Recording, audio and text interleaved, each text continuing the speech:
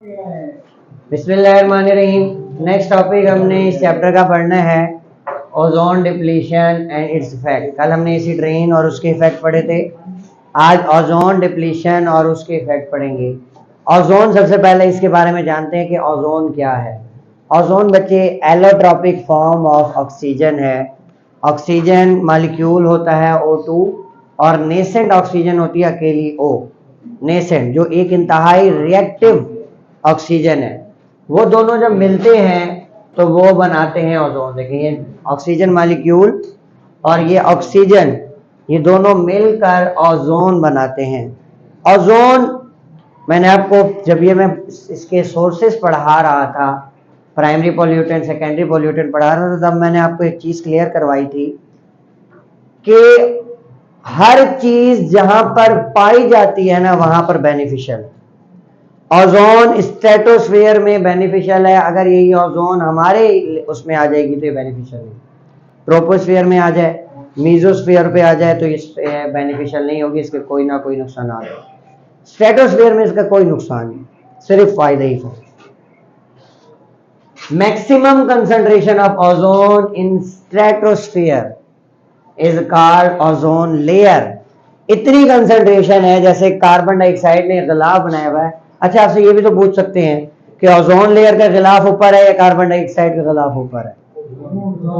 Ozone का। Carbon dioxide इससे नीचे है, ठीक है, क्योंकि वो हमारे ट्रोपोस्फेयर में पाया जाता है, वो स्ट्रेटोस्फेयर में नहीं है, ये स्ट्रेटोस्फेयर में।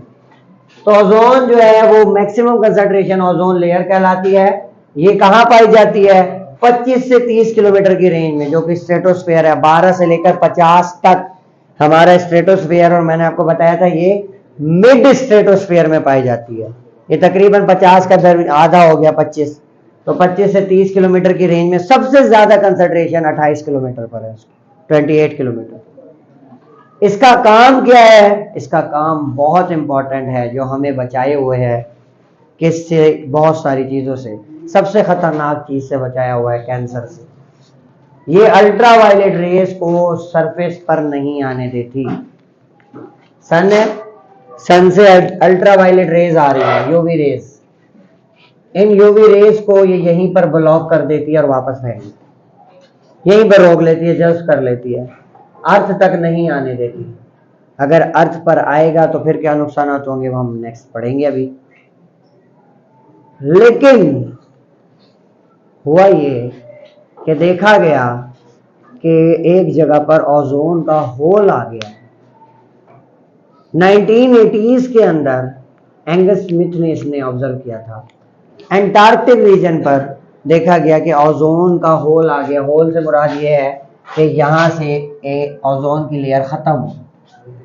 जब ये यहां से लेयर खत्म हो गई, यहां वाली सारी अल्ट्रावायलेट रेज रुक गई, लेकिन जो यहां पर अल्ट्रावायलेट रेज थी वो जमीन पर आने लगी और वो नुकसानदेह है।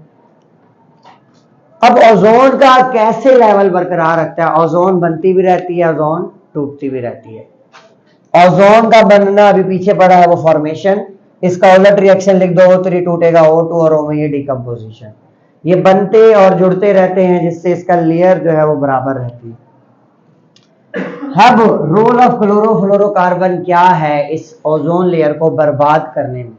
मेरा और आपका, मैंने आपको बताया है, ह्यूमन एक्टिविटी, हम बेसिक सबब हैं हर किस्म की तवाजुन को खराब करने की।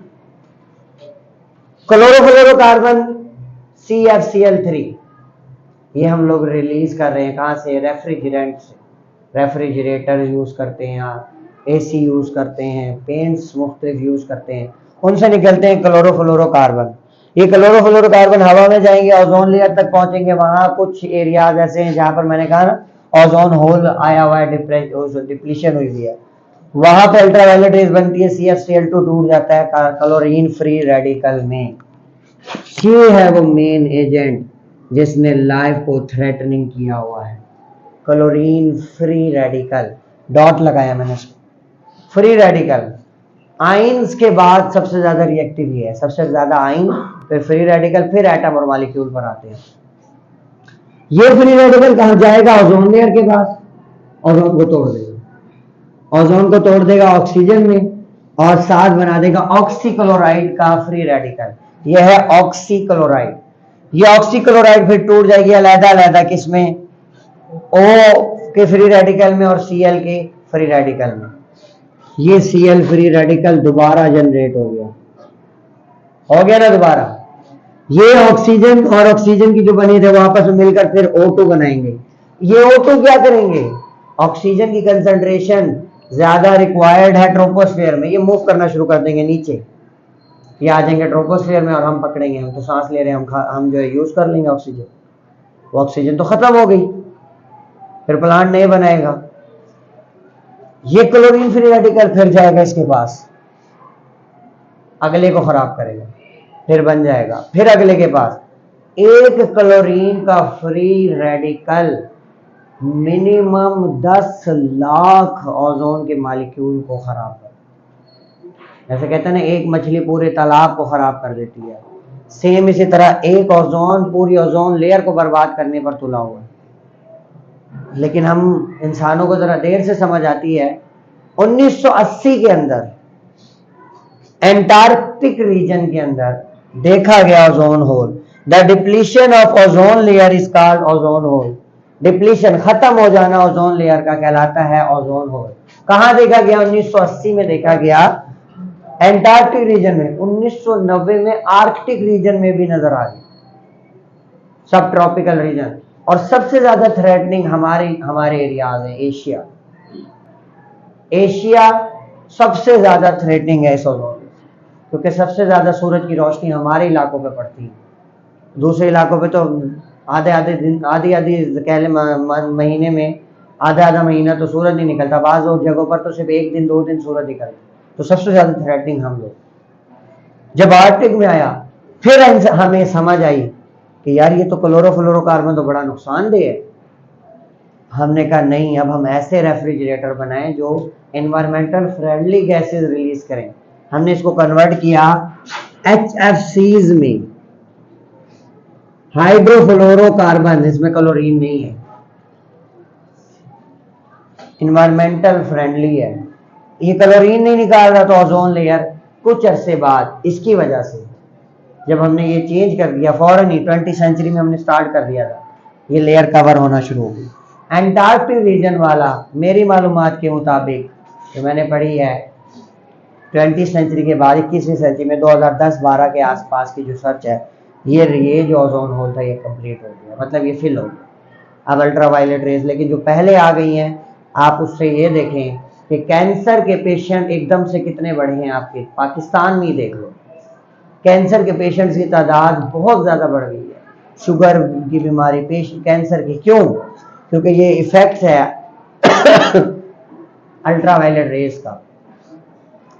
तो ये इस तरह से ही जहन में बैठाएं और लिखें। ये पॉइंट्स आपके लिए बनाता हूं मैं कि जब पॉइंट्स याद होंगे, जब फिर याद करोगे फिर ये सॉरी, जो इफेक्ट्स है ना, हर इफेक्ट्स का एक पॉइंट बनाना हो। जैसे मैंने पिछले के आपको पॉइंट बना दिए थे, सफोकेशन एंड डेथ। अब ये मैंने पॉइंट्स जो है ना सिर्फ वो लिखे हैं, उससे मैं आपको पॉइंट बताऊंगा, आप पूरा याद करेंगे। ये जो मेन पॉइंट होता है इसको जहन में बैठा। Ultraviolet rays is ozone depletion, ozone hole की वजह से जमीन पर आने लगी और जमीन पर कैंसर काजिंग है ये अल्ट्रावायलेट रेज। स्किन का कैंसर, स्पेशली स्किन का कैंसर जो है ये बहुत कॉमन हो गया इस अल्ट्रावायलेट रेज की। दूसरा, अल्ट्रावायलेट रेज की कुछ प्रॉपर्टीज ऐसी हैं कि इस अल्ट्रावायलेट रेज की मौजूदगी में मच्छरों की पैदावार कुछ ज्यादा होती है। खास तौर पर कौन से मच्छर? मलेरिया वाले, फीमेल एनोफिलेज। तो ये malaria, infectious disease like malaria का सबब है। प्लांट साइकिल जो है उसको बिल्कुल डिस्टर्ब कर देता है। कभी पत्तों को इफेक्ट करेगा, जैसे एसिड रेन पत्तों की ग्रोथ को हैम्पर कर देती, ये उनके पूरे लाइफ साइकिल को डिले कर दे रहा है। प्लांट की ग्रोथ एबनॉर्मल हो रही है, प्रॉपर फोटोसिंथेसिस नहीं हो रही, प्रॉपर ऑक्सीजन नहीं हो रही, इन शॉर्ट एयर बर्बाद हो रही। अगला पॉइंट उसने लिख दिया, डिस्टर्ब्ड क्लाइमेट चेंज। क्लाइमेट एकदम से चेंज हो जा रही है। आप देखें ना, आपके दिन गर्म और रात एकदम से ठंडी हो जाती है और अच्छी खासी ठंडी हो जाती है। ये इसे कहते हैं एडवर्ब, एकदम से चेंज होना, एब्रप्ट, एडवर्ब कह रहा हूं, एब्रप्ट चेंज क्लाइमेट में हो रहा है। डिस्टर्ब, डिस्टर्ब का मतलब होता है खराब कर देना। डिस्टर्ब क्लाइमेट चेंज, क्लाइमेट खराब हो रही है। क्लाइमेट तब्दीली की वजह से आप देख लें हर दूसरा बंदा बीमारी में मुब्तला है, गले की बीमारी, सांस की बीमारी, अस्थमा, कोई किसी को डस्ट एलर्जी है, किसी के लंग्स में प्रॉब्लम है, किसी के रेस्पिरेटरी ट्रैक में प्रॉब्लम है, सारा इसकी।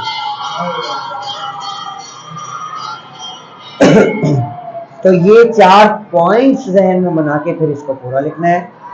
मेरे ख्याल में ये लास्ट टॉपिक था आपके चैप्टर का, तो ये चैप्टर कंप्लीट और आपका यहीं तक है ना, यहीं तक बताया था आपको। तो यहाँ तक आपका टेस्ट है, कल इसका जो है चैप्टर का टेस्ट होगा ताकि आपको ये चैप्टर तैयार हो जाए। उसके लिए जज़ाकल्लाह।